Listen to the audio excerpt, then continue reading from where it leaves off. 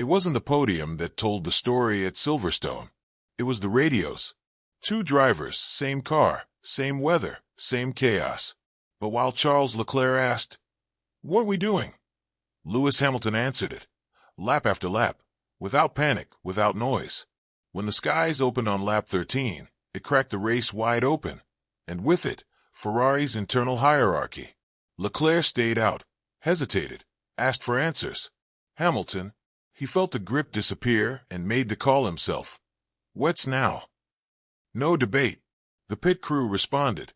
He emerged with rhythm, momentum, and a presence you can't engineer. By the checkered flag, he was fourth, on the hunt for third. Leclerc, a lapped footnote in P14. But the gap wasn't just measured in positions or pit delta. It was leadership. One driver stormed through the field with surgical precision. The other drowned in spray and indecision. And in that difference, Ferrari's future came into focus. Because this wasn't about who had the faster setup or luckier window. This was about who became the team's compass when the map washed away. For 52 laps, Hamilton didn't just race Silverstone. He imposed himself on it. And in doing so, he quietly assumed a role far more powerful than number one driver. He became the voice the team listened to, and the one they followed. Not because of contract clauses or legacy points, but because in Formula One, chaos reveals truth. And Silverstone revealed who's already leading Ferrari, even if the pit wall hasn't admitted it yet.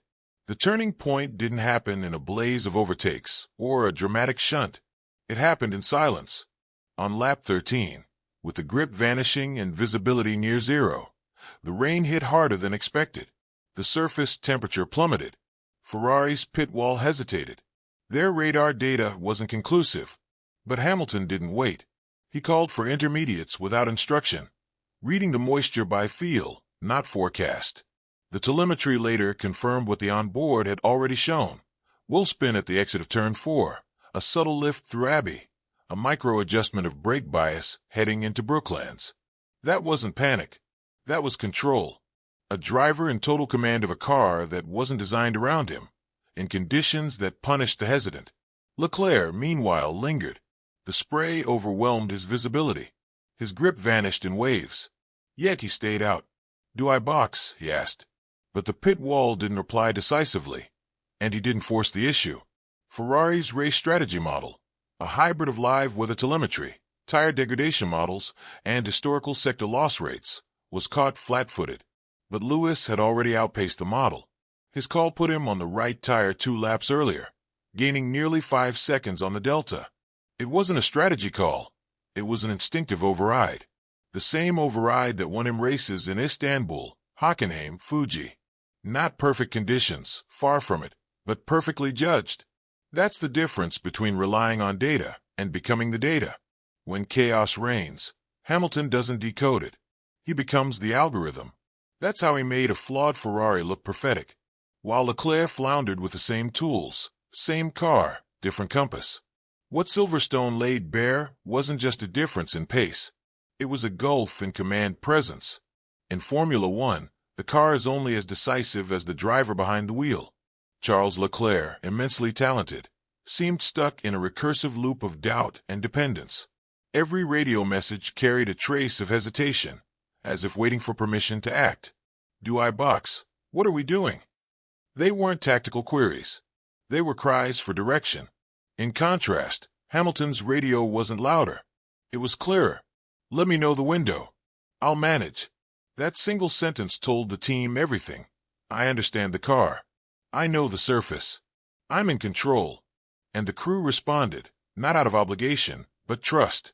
Because when Hamilton speaks, it carries the weight of 17 seasons, 103 wins, and a legacy built on reading chaos like sheet music. His moves weren't just overtakes. They were decisions made seconds earlier in his head. Meanwhile, Leclerc couldn't pass Gasly, got jumped by Alonso, made desperate attempts on damp lines. His frustration spilled into his driving, and then into the garage.